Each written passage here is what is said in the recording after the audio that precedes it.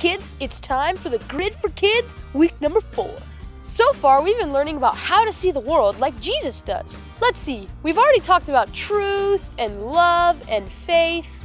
Those are important if you want to have a Christian grid that helps you to live and think like Jesus. So, today we're talking about another important thing, the fourth rock, and here it is, obedience. Obedience is what you do when you become a Christian. Did you ever think about that?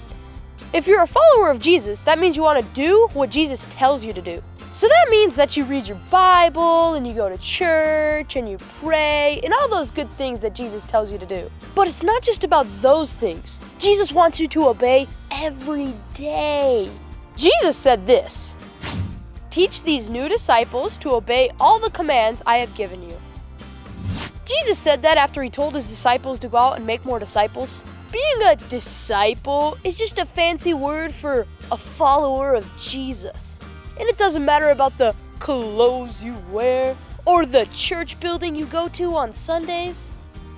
And it means you want to be obedient, even in the little things. And the best way to obey God is to obey your parents. You should know this already.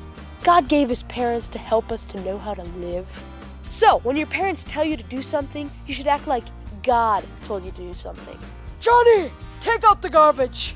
"Okay, Dad. I'll get right on it." Honey, do your homework. "Yes, Mom. I'll do it." Here's the point. If you learn how to obey your parents when you're young, then you'll know how to obey God when you're older. And that's what a Christian is supposed to do. Children, obey your parents because you belong to the Lord, for this is the right thing to do. Don't you love that verse? It tells you the reason why you should obey, because it's the right thing to do. But there's another reason too. Obeying your parents is the first commandment that comes with a promise. You know there were 10 commandments, right? And obeying your parents is commandment number 5, right in the middle. But it's the first one that promises something.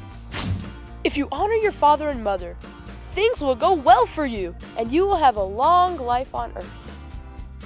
Now that's a great promise. If you're obedient, you'll live a long time. I think that makes sense. Disobedient kids tend to get in lots of trouble when they're younger, and then they continue to get in lots of trouble as they get older, and then they end up in jail where they're not getting enough nutritious food to eat, and then they starve, and then they die.